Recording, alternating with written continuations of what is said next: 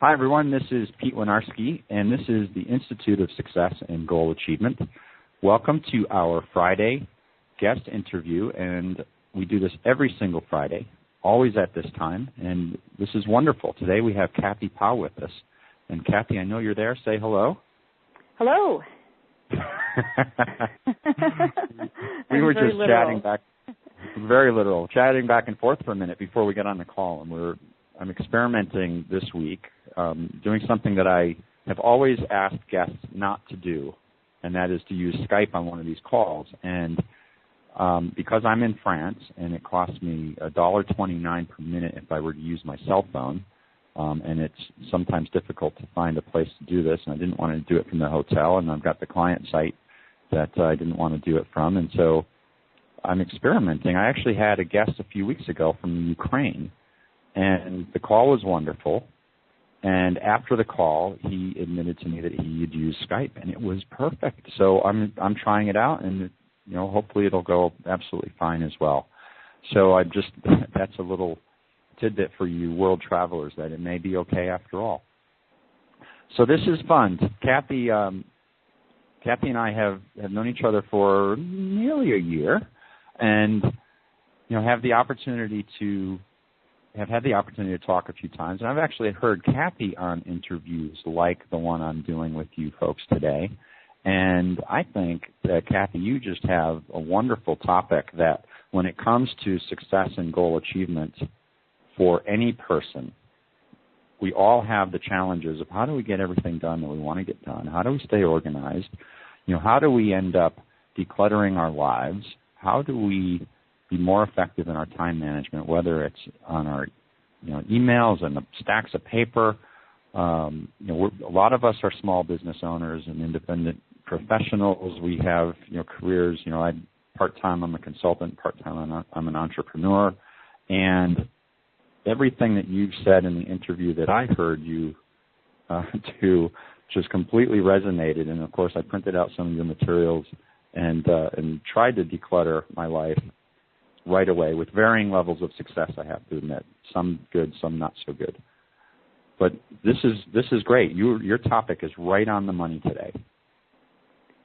Why don't you give us a minute or so of who you are beyond what I just promised people that they would get out of the call, if you will, and tell us who you are and how you ended up doing this. Do you want me to go way back, how I got started with my business, or how much do you want me to cover? Well, somewhere after birth and before you became an expert. But from a credibility standpoint, you've had, I think, a pretty interesting background, and so somehow that led you to be an independent professional with this expertise and helping other people to really declutter their lives from the standpoint of the expert that you are today. So maybe you could just give us the context of how that happened for you, that you suddenly went down this path. All right.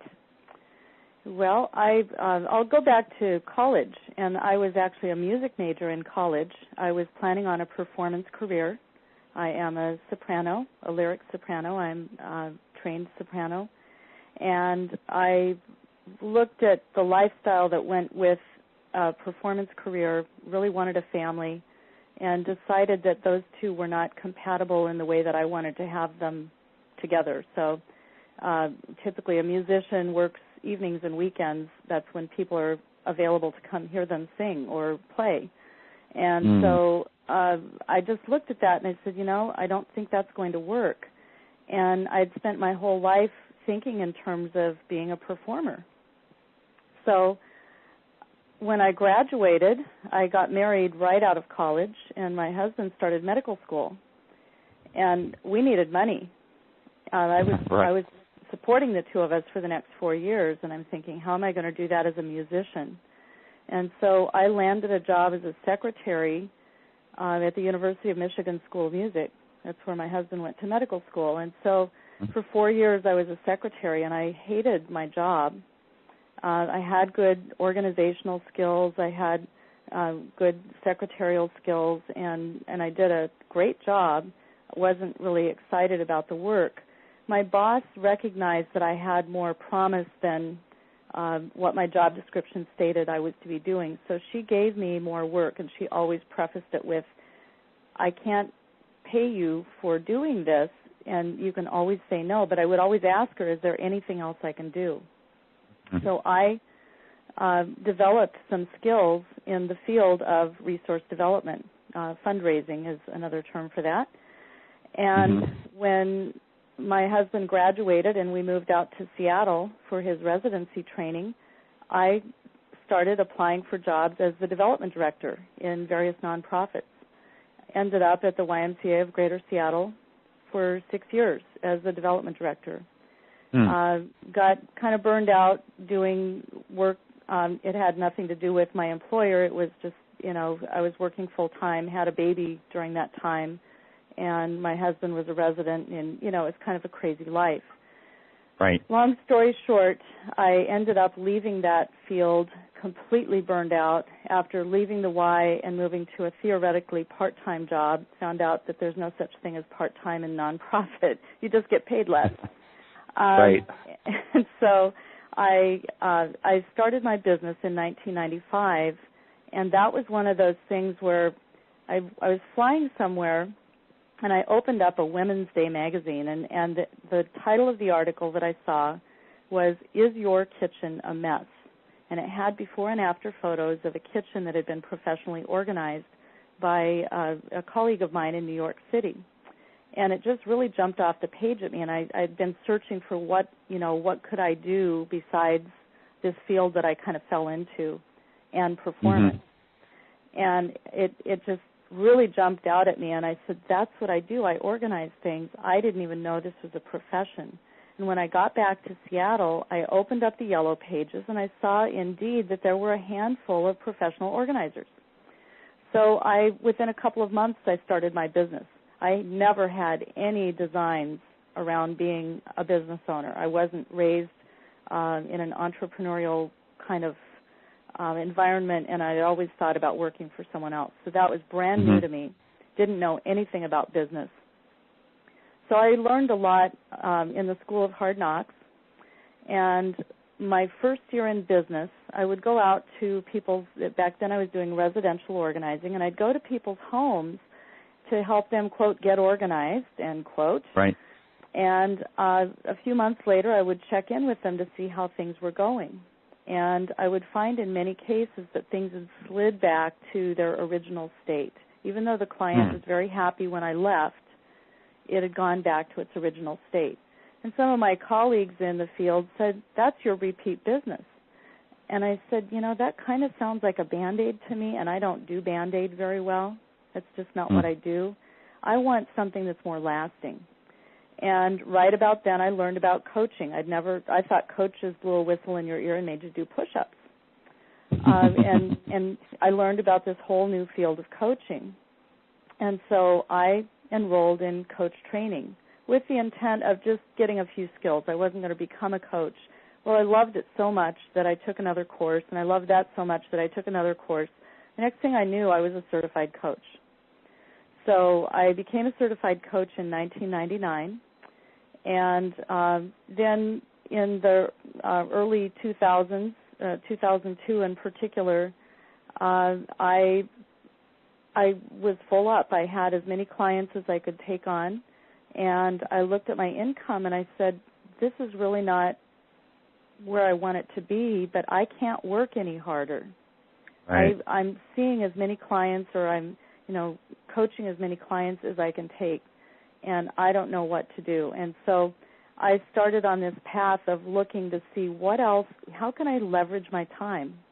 And I took a course through Teleclass International on how to teach teleclasses. So I started, rather than working one-on-one with people, I started teaching teleclasses.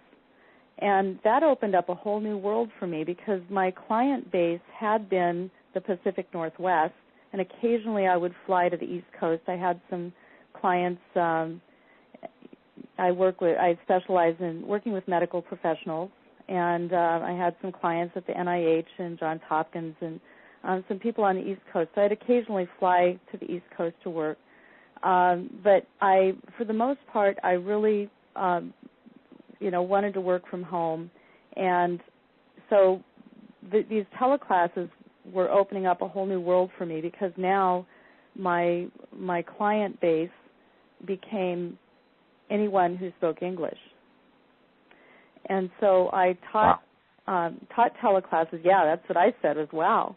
And I realized that most of organization is mental. A piece of it, I use the metaphor of an iceberg. The tip of the iceberg is the part that we can see and we can organize, but as we all know, the biggest part of the iceberg is under the waterline, and that's the mental part of getting organized. And I came to realize that I could really help people over the telephone. I could help them sort out what is it that you want, what's stopping you from getting it, and how can you, what are your goals, what are your actions, do you want to build in accountability, do you need hands-on support? If so, let's, make that happen too. But the hands-on support was just a part of it. And the biggest part was really getting their brains wrapped around what do they want, what's stopping them, what are they committed to doing to move from A to B. And so I'd really changed my model completely from hands-on organizing to working with people as a productivity consultant and a life coach. Well, and this is what's really cool is a couple things that you did, and I'm glad you brought us back to really describe that whole thing. You discovered early on that you were really good at organization. You later discovered that you really loved coaching. And then you figured out how to leverage the phone in order to redefine a business model. And I think that's a testament to anyone out there who isn't quite sure what to do, or they're not sure they're doing what they love to do, but they're not sure they can make money at it. And, you got to that point where you were doing what you like to do, but you weren't satisfied with your income, and you kept at it and you figured it out. Well, and I know there's more to the story, but... Right, so I've taken it even further than that, because even with the teleclasses, I still have to show up. Mm-hmm. And there are a lot of people who say, well, I really want to take your teleclass, but I have a day job and I'm working during those hours. Do you ever teach it at night, or do you teach it on the weekends? And remember, I said evenings and weekends is my family time. That's why I didn't go into performance. And right. So I said, that doesn't work for me, but here's what I can do. I can record it, and I can make it available to you. And I'm in the process now of creating a curriculum for a platinum program that will be 6 months long, where, once a month I will have a live 90-minute class, and that will be recorded. And then I'll also have a Q&A session, which people can, if they can't, I've done this with Jack Canfield. Jack has our monthly calls that we go on and ask him questions, and I can't always be on those calls when he offers them. So what I do is I type my question in via email, and he answered one of the questions without me on the call, and I listened to the recording. So I still got my answer, and, I could hear the discussion about that without me physically being there. So there's some great things with the technology that we have in place today. There are ways that people can do e-learning, is what a lot of people call it, with, we can burn it on a CD, we can save it to an MP3 file, we can print out PDFs or look at them on our screens. There are all kinds of, look at PowerPoint presentations. Those can be recorded. So that was then the next generation of going from working with one to working with a group to virtually working with a group, where when I say virtually working with a group, where I'm not even showing up. I'm showing up to do the initial work, but now they have the benefit of gaining that knowledge on their own time when it works best for them. The challenge with that is I love the model. Well, I find that the biggest challenge is the self-motivation, because I've bought courses from people that are recorded and, buy a whole block of CDs from somebody and, then they sit on the shelf. So that's why I think that it's also important to build in some accountability, and the program that I'm developing now will have will match people up with accountability partners, and we'll have the monthly Q&A call. I will also have autoresponders going out. An autoresponder is where you've thoughtfully put together something that's going to go out at a given time, and then once you've created that, it's automatically sent out on the date that you want it to go out. So I have quite a bit of work to do, and I'm going to delegate some of that as well. I'm not going to do it all myself, but the actual design of that course will be my work, and then I'll delegate out the things like actually setting up the autoresponders. So I've also learned that another way to leverage my time is to utilize the expertise of other people who do the things that I really don't care to do. Well done. That's a terrific background, and I know there's so much great content that we want to get into to learn about organization. Let me spend a few more minutes about you and your story and some of what makes you tick, and then we'll shift gears. And one question I like to ask every guest on this program, because it is the Institute of Success and Goal Achievement, what is your definition of success? What is success to Kathy Powell? Success for me is doing what I'm passionate about, making a positive difference in other people's lives 24/7, and that ties in with making things available so that it's not just when I'm available, but 24/7. I'm writing a book as well. And getting paid well for my contributions without having to always show up. So that's my definition of success, doing what I'm passionate about, making a positive difference 24/7, and getting paid well for it. And so there are probably some other things I could add to that, but that's the kind of the basis of my definition of success for me. Well, I like that definition because there's balance. And for those of you who have been on these weekly calls and have listened to a variety of guests, you know that there's an answer for every guest, and they're all a little bit different, but there's certainly some patterns. And, I think earlier in our careers, we're more worried about climbing the corporate ladder, for example, oftentimes. And then later in our careers, we want to make a difference to other people. And so I applaud you for that. That's certainly, you're kind of supporting that hypothesis, if you will, or supporting and demonstrating that pattern exists. What about, you really shared in your story some key decisions that you made during your career that kind of, helped you meander through to get to where you are today. Is there any other major tipping point for you, a decision you made, anything that you hadn't covered already that you want to share with us? Actually, there is. In 2005, I had we have one child who's now 21 years old, and in 2005, she went off to college. We're in Seattle. She went to Minnesota, and we became an empty nester family overnight. And I had been preparing for it, I thought, but there were also some things that happened in my family of origin that were very painful and difficult, and they all happened the same week that she left home. Oof. And I went into a pretty deep depression. And what had happened is over the summer before she left for college, I had decided I'd been working with a virtual marketing coach, and I learned all these wonderful new skills for things that I could do to create virtual products, like recorded teleclasses and e-books and things like that. And my plan was to have a new baby after she left for college, and the baby was going to be these products. So I had cut my coaching and consulting practice in half starting in September. I decided September through December I was going to spend half of my time working to create these virtual products, because there's a lot of work that goes into creating them. And so September, here we are. We've just come home from taking her to college, and my husband left on 2 back-to-back business trips, and I was home alone dealing with some family of origin things and missing our daughter. And this deep depression just took over, and I didn't even want to get out of bed. I didn't want to create these virtual products. I didn't want to do anything. And right about that time, a dear friend of mine called to see how I was doing, and in the course of our conversation mentioned a company called Send Out Cards. And Pete, I know you're familiar with Send Out Cards because you're also involved with Send Out Cards. It's great. Yes. For 2.5 years now, I've been a distributor, but I started out just using the cards. That first week, my friend said, I want you to promise me one thing.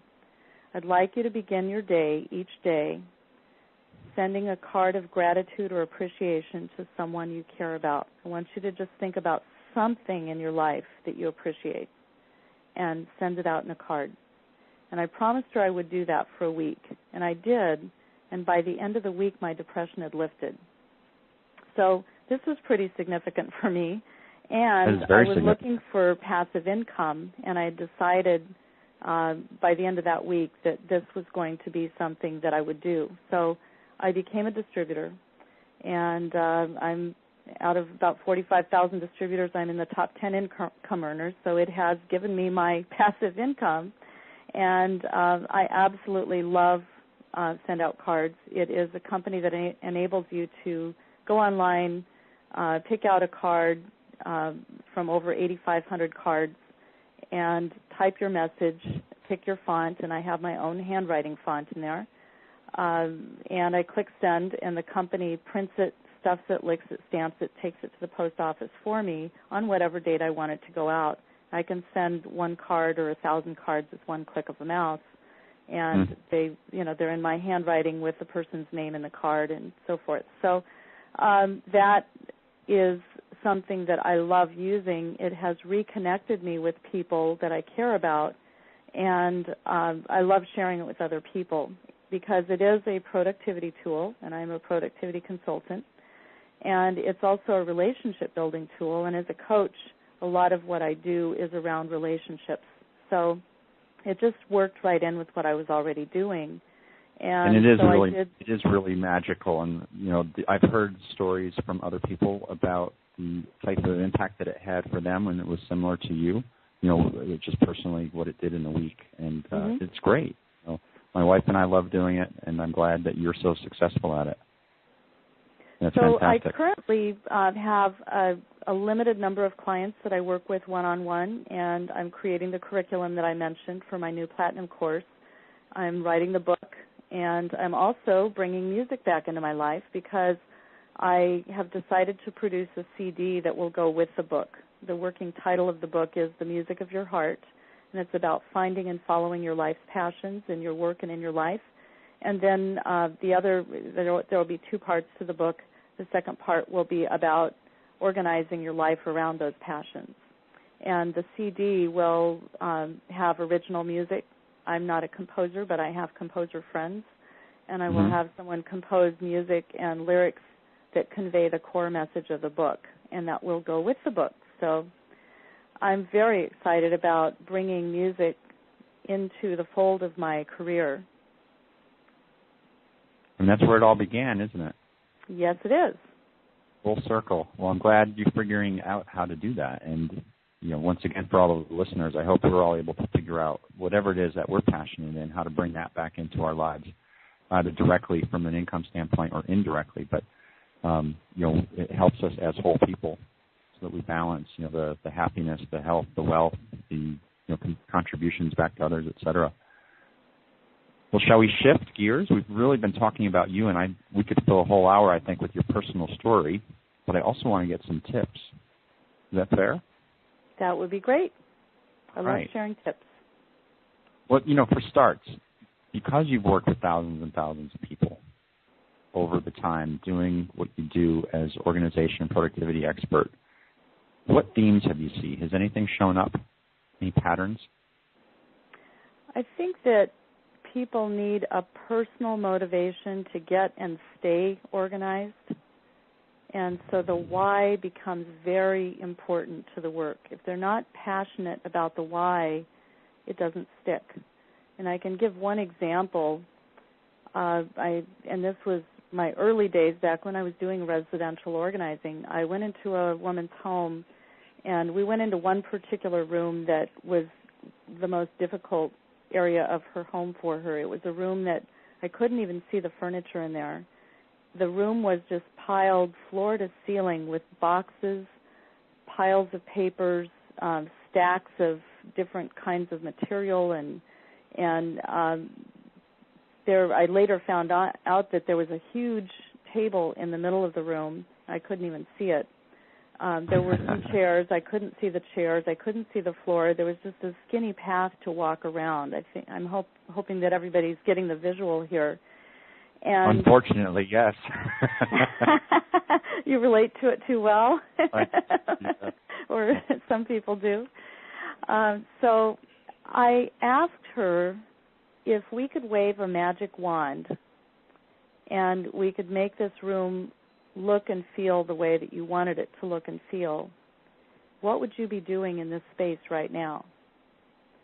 And when I asked her that question, her shoulders were slumped down, her head was kind of downwardly cast, she had a frown on her face.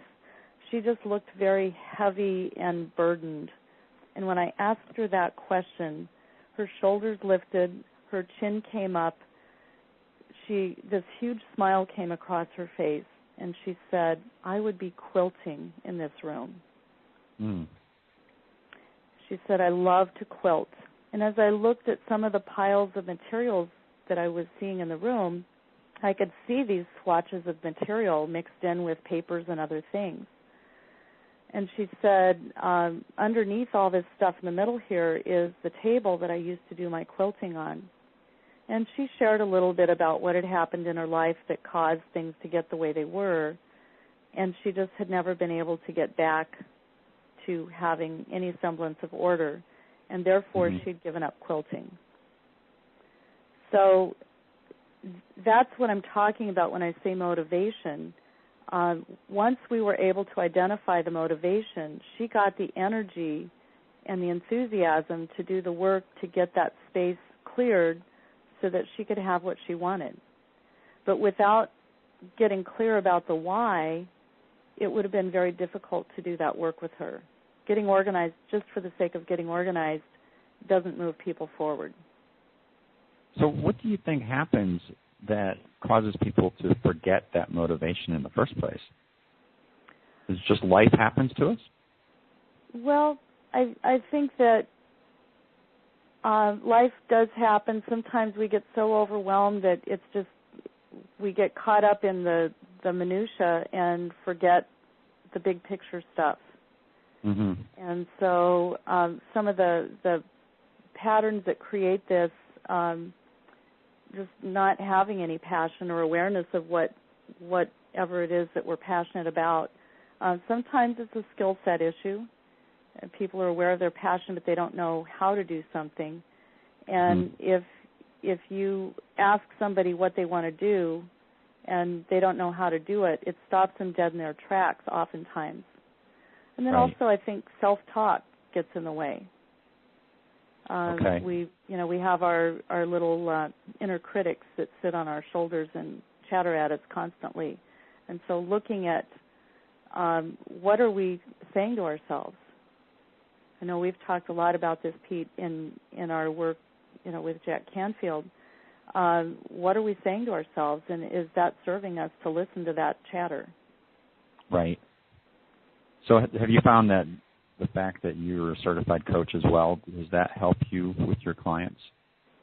Absolutely. I can ask powerful questions to help uncover what are the passions, what are the skill set deficits, and what do you choose to do about that? And also, what are you feeding your brain? What are you saying to yourself on a regular basis, and how does that serve you?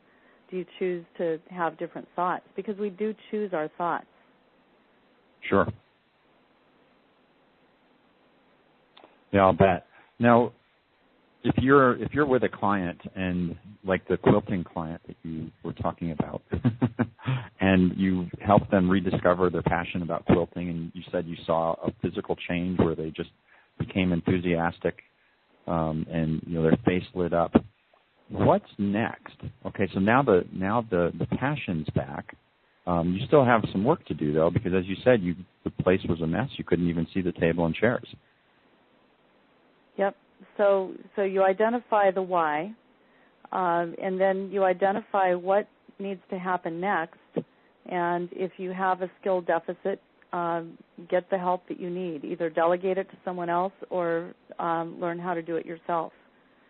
And I'm big on delegation, by the way, so if it's something that I don't enjoy and I am not good at, I will delegate it whenever I can. Right. And then I think, just getting the help of a coach or an accountability partner to support you as you change habits. And one really important point I want to make about an accountability partner is that partner must suspend judgment.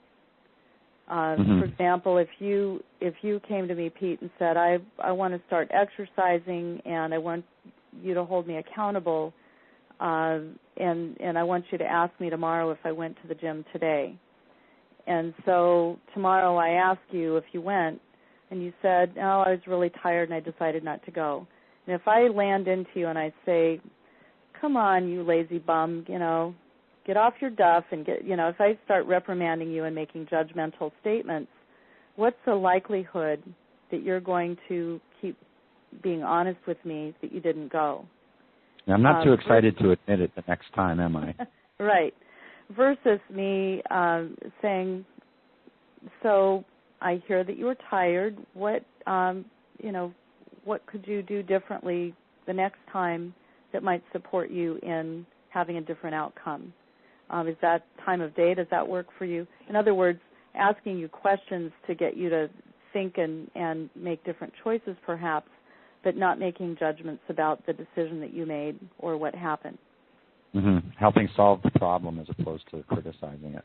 Exactly. So coaches know this, but if you choose an accountability partner, particularly a family member, typically judgment comes with that. It's just it's part of the territory it's very difficult for me to hold my husband or daughter accountable without a wee bit of judgment. So sometimes a lot of judgment. And so I may not be the best person to hold them accountable for certain things. That image you shared earlier at the beginning, your first image of a coach before you knew what one was, with the person with the whistle around their neck and whatnot. When you described the whole opposite of suspending judgment, what pops into my head is a Marine drill instructor. Mm-hmm. So I think if you have that image in your mind, do the opposite. Yes. Well, and it's not letting them off the hook and saying, oh yeah, whatever goes, or whatever happens goes, but it's suspending the judgment and helping them move through it and learn from it. Mm-hmm. Yeah, very good advice. Thank you for sharing that. You're welcome. I imagine, I still have this image of this quilting woman who has the messy room, and I imagine there were some habits that kind of created the mess and kept it messy. Are there some destructive habits, if you will, that you identify? Well, I think that one of the most destructive is when the question, I'll give an example. Let's say the mail comes in, and you're going through the mail, and you say, I don't know what to do with this. I don't have time to deal with this. And so you say, I'll just set it here for now. And a pile is born. And that does not serve people to do that. And so I teach a process that helps people deal with things as they come flying into their busy lives. And so that's just having a system in place to manage those kinds of things can be really helpful. And I have some questions that I ask, and anyway, I'd be happy to cover that process if you'd like to go into that. Well, I think at some level, I think we should. And so, let me personalize this a little bit. I'm chuckling as you're describing, the mail coming in, and I'm not sure if my wife Marie is on the phone today because, of course, she's back in the U.S. and I'm not in the same house as she is. But she's if she's listening or listens to the replay, she will certainly look me in the eye and say, did you hear what Kathy said? Because I certainly have stuff coming at me from all angles. The mail, certainly the hard copy mail, as you pointed out. Oh yeah, I don't have time to read this. I'll just put it here. And of course, it usually comes into the kitchen, and so if it's still in the kitchen 24 hours later, Marie's not too happy about that. And I'm not too happy when she brings it down and dumps it in my office on my desk where I'm busy doing something else. So there's the mail, there's email, there's, who knows what else is coming at us. I'm guessing I'm not alone. Do you see that to be the case for everyone, or am I the oddball case here? Oh, you're absolutely not alone, Pete. I can guarantee you that. Well, I'm glad you said that, but I guess it made me feel slightly better, but it didn't solve my problem. So let's talk about, how can I begin to manage the clutter that all of these things that are coming at me tends to create? What do I do? Well, first of all, there are 5 ways that things come flying into our busy lives, and I'll cover what those are. There's paper, and, mail is a common one, but there are other kinds of paper besides mail. Paper, email, voicemail, verbal requests from others, and thoughts in your head about things that you want to do, okay? Now, you can turn all 5 of those into paper if they're not already paper. And I carry 3x5 cards with me everywhere I go. I have them in my car. I have them in my purse. I have them next to the bed. I have them in the kitchen. I have them in my office. I just keep 3x5 cards everywhere. And what I do with the 3x5 card, let's say that I get an email that I don't have time to deal with right now. I'm going to put a red flag on it because I need to get back to it. But I also, because I may forget to get back to that email, I get a couple hundred a day, so it gets kind of crazy sometimes. Mm-hmm. I may write on a 3x5 card just a few words that remind me about what it is that I need to do. So, for example, last night I got an email from the choir director at my church saying, hey, we're done with choir, but, there's some solo opportunities this summer. Can you send me some dates? Well, I couldn't just hit reply because I need to talk with my husband about when we're going to be out of town because we're planning on a lot of weekend trips this summer. There's some things that I need to do before I can hit reply and write her back. So I wrote that on a 3x5 card, Sing at Church. And that's all I need to remind me about what that email is about, okay? So let's get back to the 5 ways. There's paper, which is already in the form of paper. Email can be turned into paper in a 3x5 card, or you could print out the first page if you need to. Voicemail, typically we write down voicemail messages. If we're going to return the call, we can't keep that in our heads, so we write down the person's name, we write down their phone number, maybe a little bit about what they called about. I put that on a 3x5 card. If I check my voicemail and I got 3 messages, it goes on 3 3x5 cards, not 1. And you'll see why in a minute. Verbal requests from others, same thing. I put it on a 3x5 card. 1 request per card. And thoughts in my head, same thing. If I'm thinking I need to buy a new lawnmower, so I can write buy new lawnmower on a 3x5 card, okay? So now we've identified the 5 ways that things come in. And by the way, I want to mention my definition of clutter as we go through this because it becomes important as we talk about the process. My definition goes like this. Anything you own, possess, or do that does not enhance your life on a regular basis is clutter. Okay? Own, possess, or do. Yes. So all 3 of those. Clutter can be things in your physical environment. That's the kind that we're familiar with. Clutter can also be thoughts. Clutter can be activities. Clutter can be relationships. Once you start getting clear about what's cluttering up your life, what's not enhancing your life to keep in your life, then you can start making some decisions about that, and that will affect your physical environment. For example, if, let's say you used to be an avid skier and 10 years ago you were in an accident and your health care provider told you you can't ski anymore. If you fell, you could become paralyzed. And I don't recommend that you ski anymore. So for 10 years, you've had some skis hanging in your garage. They're beautiful skis. You paid a lot of money for them just before your accident. And because you paid so much money and they're so valuable, right? You've kept them all these years. Now, I want to ask you, Pete, if that were you, would that be clutter or not? Boy, as much as I would love to hang on to them, I would have to get rid of them. They're clutter. It's not enhancing my life anymore. Okay, now, I'm going to share a different perspective. Let's say that every time you looked at those skis, it brought back warm, fuzzy, nostalgic feelings for you. So would that be enhancing your life to keep? No, that's different. Yeah. Okay. And then maybe they go over the mantle. Right. So I'm saying I cannot tell you what your clutter is. I can only give you the definition, and you have to determine, is this enhancing my life to keep this? By the same token, you might look at those and just feel really bummed out every time you see them because it reminds you of something you can't do that you loved doing. And in that case, I would think it would be clutter. So anyway, I wanted to put that definition out there because it's an important part of what we're going to go through now.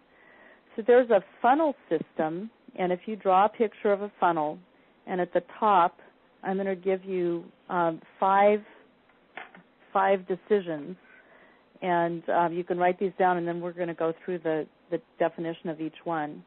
So the first one is discard or throw away. The second decision is delegate, or in the case of email, forward it to someone else. The third is take immediate action. The fourth decision is file for future follow-up, and the fifth is file for reference. So that's the funnel. Now, a funnel gets smaller as it goes down, right? So if you can throw it away, you don't have to ask the other 4 questions. If you can't throw it away, but you can give it away, you can delegate it to someone else, you don't have to ask the other 3 questions. If you can take immediate action, then you don't need to file it for future follow-up or for future reference, and so forth. So you need to ask the questions in this order. So let's go back through that for a minute. And the throwaway, there are some questions that I ask. One of them, well, I'll just share several of the questions. What's the worst thing that could happen if I threw this away? So you've got your stack of papers there. And, well, let me back up one more step. So I mentioned there are 5 ways that things come into your life: paper, email, voicemail, verbal requests, and thoughts in your head. So let's say that you've been using those 3x5 cards. And as you're using them, you have some stacking trays. The top tray is labeled incoming. That's where you throw the mail and the 3x5 cards until you have time to go through this process that I'm teaching you now. The middle tray is labeled outgoing, and that's where the mail goes that is going to other people. It might be something you're delegating to. And then the bottom tray is labeled to file. So you're not necessarily filing things right at the moment, but you're determining, I'm going to file this for future reference, which is the 5th choice on the list. Okay? So now we're going through the inbox. We take everything out of the inbox, and once you take it out of the inbox, you never, ever, ever put it back, because you're going to make one of these 5 decisions. So you look at it and you say, can I throw it away? What's the worst thing that could happen if I threw it away? Nothing? Well, do you want to keep it? If I threw it away and discovered I might need it later, could I easily replace it? By the time I might need it, will it be obsolete? If my office or my home or wherever you are at the time you're doing this, if this place burned down, would I actively seek to replace this item? And then another important question to ask is, does it have tax or legal implications? Right, yeah. You might want to get rid of a lot of the things that your bookkeeper or accountant would advise you to hang on to. And so if you threw away last year's tax returns after you got your refund or paid your fee, and you got audited, would it enhance your life to have the support materials? Okay. It would certainly make that audit go a lot easier.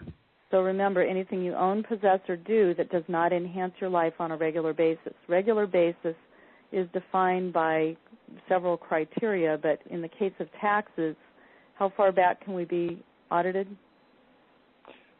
I'm not sure I know the answer. I've heard 7, so I don't know. Yeah, 3 was the answer popping into my head. And I've also heard 7, so I don't know. I keep mine for 7 years. I'm certainly covered, but that's probably because I haven't used any of your system yet. I don't dispense legal advice, but anyway, I've never been audited, right. But I'm prepared if I'm audited, and it will enhance my life to have kept what I've kept. So anyway, so going down the funnel. So if we can't throw it away, can we give it away? Can we delegate it to someone else, or can we just, get it out of our environment? If you can't throw it away or give it away, do you need to take action right now? And is it in your best interest to take action right now? We're so accustomed to being pulled into doing things now when there are other things that are more important, and we get derailed. So it's important for you to get clear about, is this a priority right now? Or sometimes it's just some quick thing that you just sign, or you hit reply and say yes or no or thank you. Sometimes it's just as easy to do it right now. But if it's going to take more than 1 minute, or if there are other pressing priorities, then perhaps the next decision is the best, and that is, does it require future action? I need to take action still, but I'm not going to do it right now.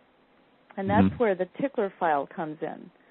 And a tickler file, the tickler file that I use is actually an accordion system that has 43 tabs. It's very difficult to find in office supply stores, so I do carry them on my website if you can't find them locally. I've looked in Staples, Office Max, and Office Depot, and they typically don't carry them.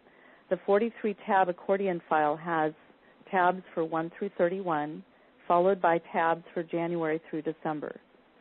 So there's your 3. Okay.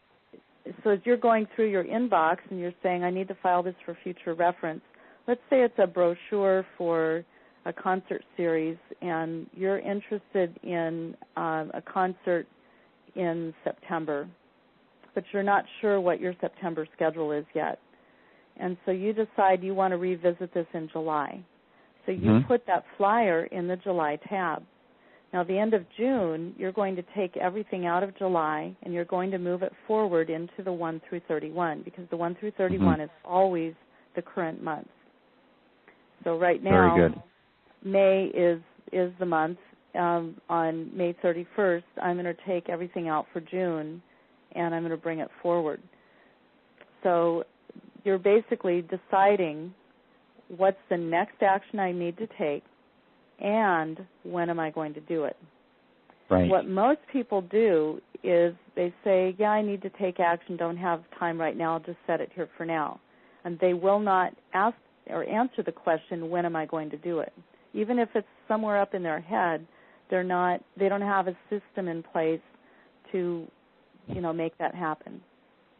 So this gives you a way. I have to admit, Kathy, and if I can, I have to admit that I didn't get the 43 tab one, but I did go and get something that had the 31 tabs, and I had not formed the habits yet, and so I put some things in there, and then a week later I'm like, where did I put that?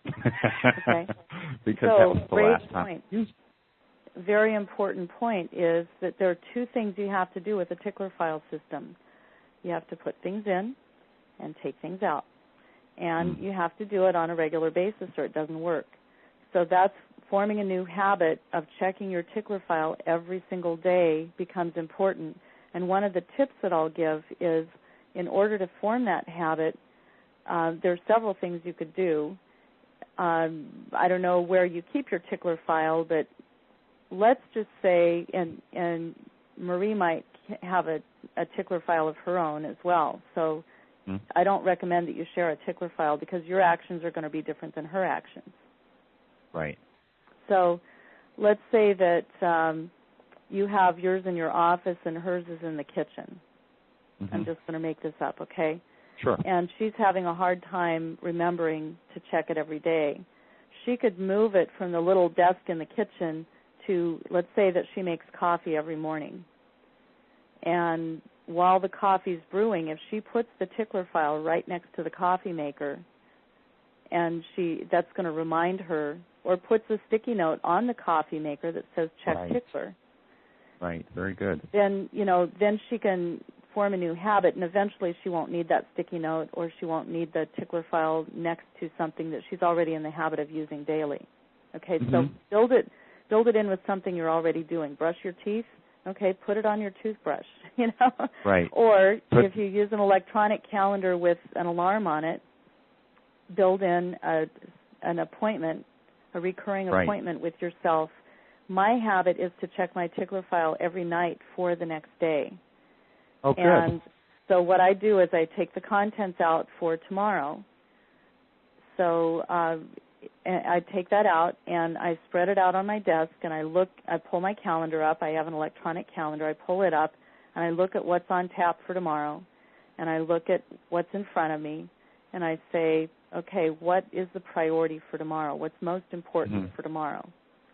And maybe some of these things are going to get thrown out or allocated to another day because I may have put it in weeks ago, and now what's most important for tomorrow is totally different than what I thought it would be when I put it in there.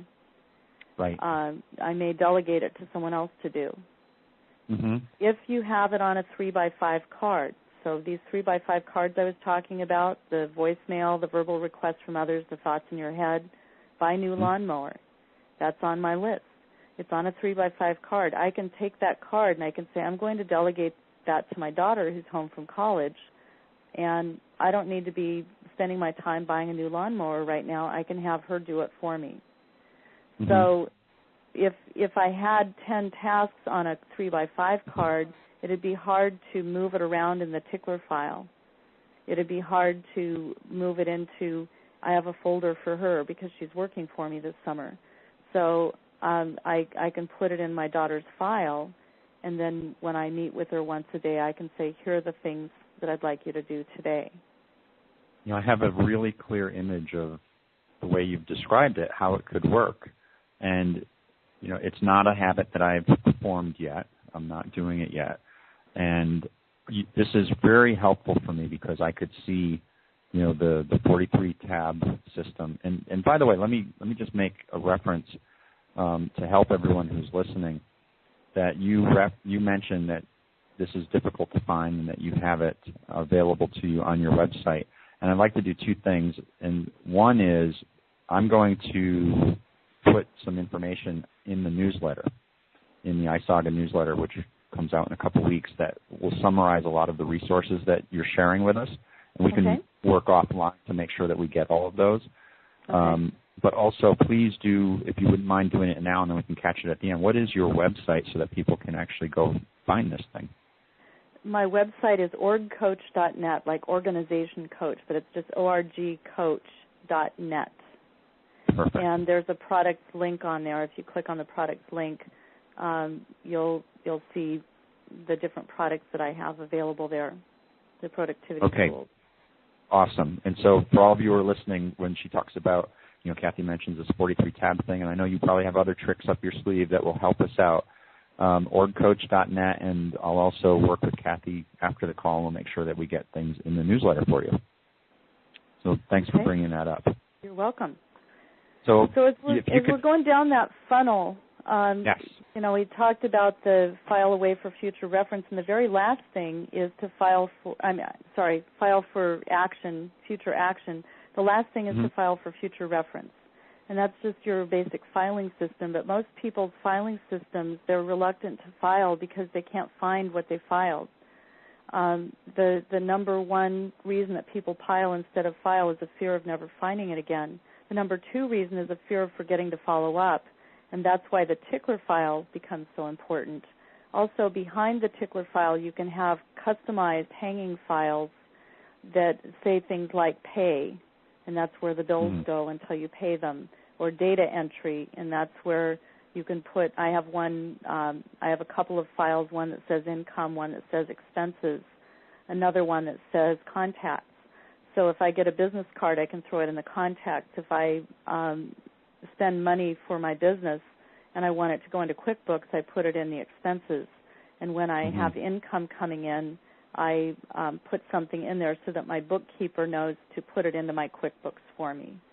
So each of those that you just mentioned, for example, contacts, you would put the business card in there, and then at some designated point, you would clear the the file and then take action on them, i.e. put them in the Rolodex or whatever? Well, I delegate that stuff. So I have one hanging file that says data entry, and in there are 3 manila folders: income, expenses, contacts. And because they're entered, income and expenses are entered into QuickBooks, contacts are entered into my contact manager or into send out cards, for example. And I can have someone else do that for me. Or I could do it myself. I could carve out the time to just go through that file and do it all. So the very last one on the list, we had throw away, give away, take immediate action, take future action, file it away for future action, or just file for reference. And I've found a wonderful filing system called the Paper Tiger. I've used it for over a decade myself, and I personally won't file any other way. It's kind of hard to explain, and I have a free monthly teleclass that I offer called Find Anything in 5 Seconds or Less, and by that way, that's the guarantee that comes with the software. Basically, you enter the name of the file and some keywords associated with it into the software, and then the software tells you the file number. It's actually a numerical filing system. So if I type in the name of the file is car accident, and the keywords are neck injury, lawsuit, Allstate insurance, AAA auto body repair, etc., and those all relate to papers in that file. The old way of doing it is to say, do I want to file this under medical for the neck injury? Do I want to file it under legal for the lawsuit? Do I want to file it under household for the car repair files? Or do I want to file it under finance for the insurance papers? And then you have to remember which category you filed it in and what you called the file. This way, all you have to do is remember one word associated with the file. You type it into the Paper Tiger. So you type in car accident. You type in Allstate insurance. It doesn't matter which of those words, as long as it's in there. And it says it's in reference 27. I go over to my file cabinet, and I have numerical files in there, and there's reference 27. So that's just a quick and dirty of how the software works, and they are physical paper files. You're not scanning anything into the computer. You're just using the brain power of the computer instead of using your own brain to remember where you put it, to remind you of where you put it in your physical files. So that's fantastic. That's fantastic. What you just, I think your examples is a great one because everyone could understand a car accident and all of the hassle that goes with it. But even I'm thinking about, I'm in a position where I did a big office cleanup, and now I have boxes of stuff to file somewhere. And honestly, it's probably boxes of stuff to go through the 5 questions, because I'm sure I can throw out a lot of it.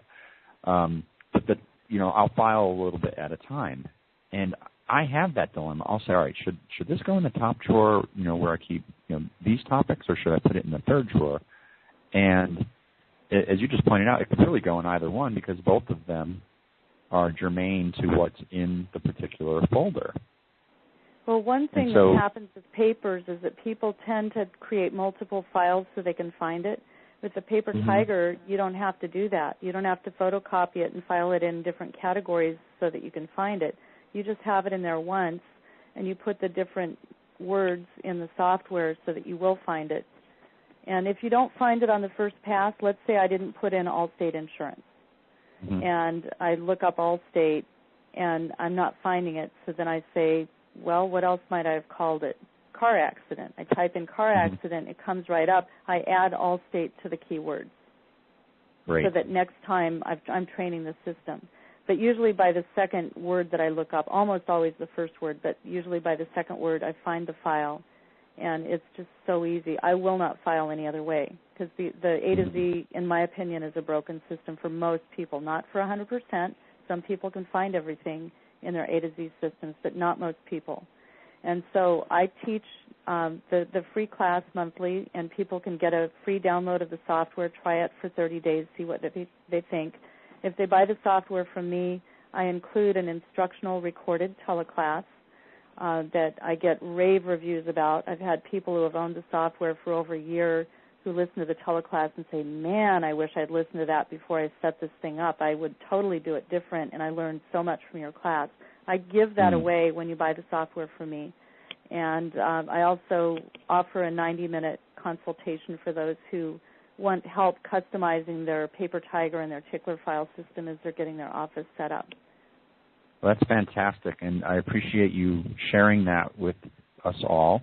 And again, a reminder for the folks on the phone, we'll put that in the newsletter, the iSaga newsletter, which will come out in a few weeks, so that it's all there. And so if you weren't taking great notes, Kathy and I will reconcile and make sure that all of these great ideas that she's sharing with us get in there. Super. So, one eye on the clock here, and I don't want to go too far over, but I'm curious. I'm going to just ask you a couple more quick questions. We've been talking about paper, and the Paper Tiger is clearly, it sounds to me, I have not used it. I have not seen it. The only person who's ever told me about it is you, in fact, and I haven't taken the action because I haven't written investigate or buy Paper Tiger on a 3x5 card and put in my Tickler file yet. But I want to shift quickly to electronic stuff because you've got, it's becoming more of an electronic world. We've got email coming at us. We've got even, things that used to be physical, like a CD, is now a set of MP3s that reside on a hard drive. So right. Are there any tips that you can share with us that translate into the electronic world? Absolutely.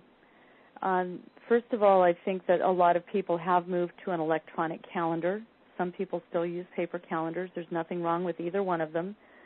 With the electronic calendar, there's a lot of flexibility. You also want to be careful to back it up because if you lose it, that's your life. Mm-hmm. I know people who haven't backed up and they've lost their calendars, and it's just a nightmare. So anytime you're using electronic anything, you want to have a good backup system. And I'm using an online backup service that I've been very happy with. It automatically backs up every night, whatever I've told it to back up. I've got a folder of things that I've got it backing up.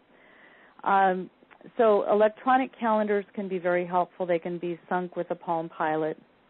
There is a program that I've been using for years called EasyReach, and if you go to my products page, I don't sell EasyReach, but I am an affiliate with them, so I would love it if you use my link.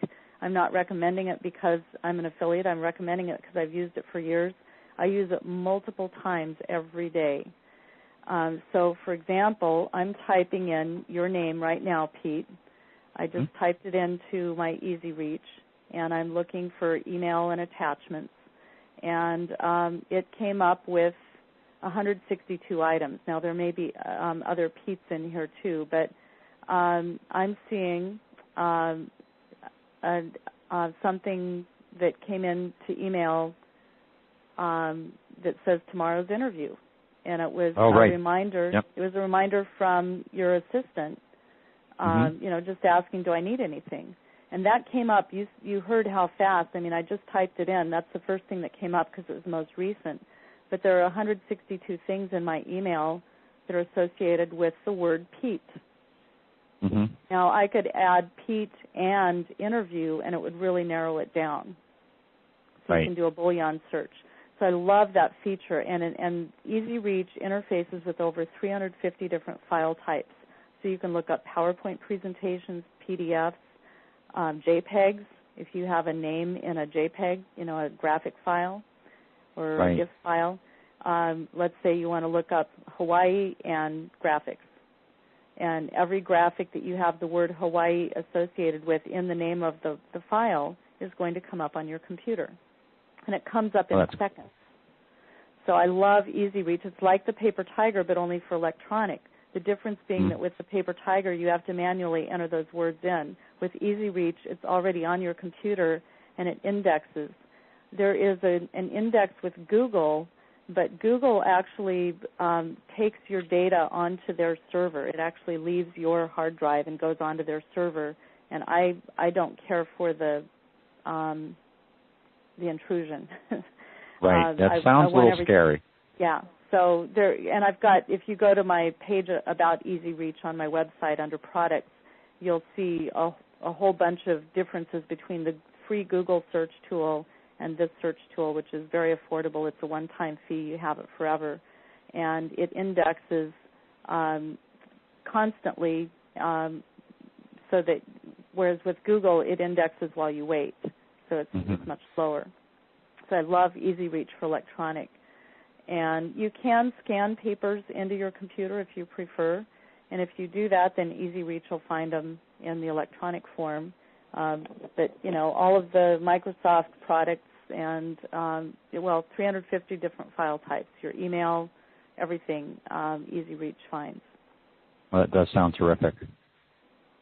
I love it. I would have a hard time getting along without it. I can find things instantly on my computer. Well, thanks for sharing that. And again, I'll remind everyone, I'll put that in the newsletter as well. So, boy, this is great. And we're closing in on the end. And so what I'd like to do is just give you the opportunity, if there's anything that you thought was important that we talked about today that I didn't end up asking you about, let's discuss that. Is there anything you have in mind? Well, I would just like to close by saying I encourage each person listening to this call to find and follow your passion starting right now. Don't wait until all the stars align or until you can afford it. That's never going to happen. You've got to first decide that you want something and then take action to move you in that direction. Very good. And that's advice that goes a lot further than whether or not you end up with a clean office, isn't it? Yes, it does.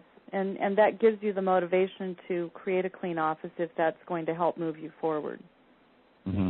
You need to have the clarity about the why, because if there's no why, I was hired once to come in and organize a home, and the woman, all she talked about was, my husband wants this, my husband wants that. Huge red flag. And I decided not to take the job because I knew that if I did, I would organize the home and I would leave and it would go right back to its original state because she had no motivation to change any behavior. She just, right. Her husband wanted the house cleaned up. And my thinking is hire a house cleaner then. That's not what I do. Right. Who would come in every week. Yeah, that's what she needs because she's not going to change anything. There was no why behind it for her other than that her husband had been nagging her. He was a neat freak and she was a slob. You know, I don't like to put labels on people, but I mean that was kind of her labels, and it was creating friction in the marriage. And so he said, bringing somebody in to fix this. Well, you have to have a little cooperation from the client. So I didn't have that, and so I didn't take the job. But I think it's really important to know the why behind anything that you do because that's going to provide the motivation that will keep you moving forward. That's really intelligent, insightful advice, and I'm glad you shared it. And I could even see in that person, in the case of that person, that that might have been her initial place, but fast forward a month and she might have been motivated differently. Well, and in fairness, that was my first month in business, and I wasn't a coach. I didn't have the coaching skills. If I were to have a visit with her now, I now have the expertise to ask the powerful questions that I didn't know to ask back then. Right. Because I could have helped her uncover some motivation.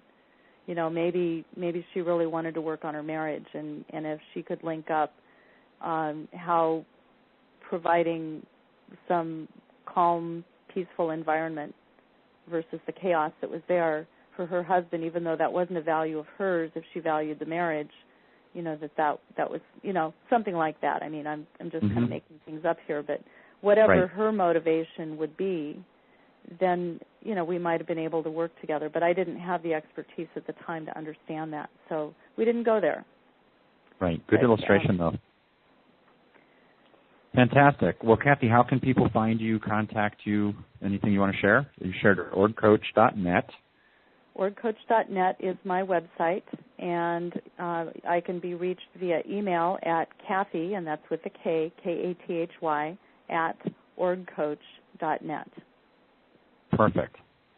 And a reminder to everyone, I will put some of these resources on the newsletter, and the way to have access to the newsletter, if you are not already a subscriber, is to go to iSaga, which is I-SAGA, saga.net, and there's a newsletter page, and there's a number of free gifts that come with subscribing, and it's a monthly newsletter that summarizes some of the interviews we've had, that shares resources like what Kathy's provided, and there's all sorts of other cool things on there. So if you are not already someone who gets the newsletter, please do remember to sign up.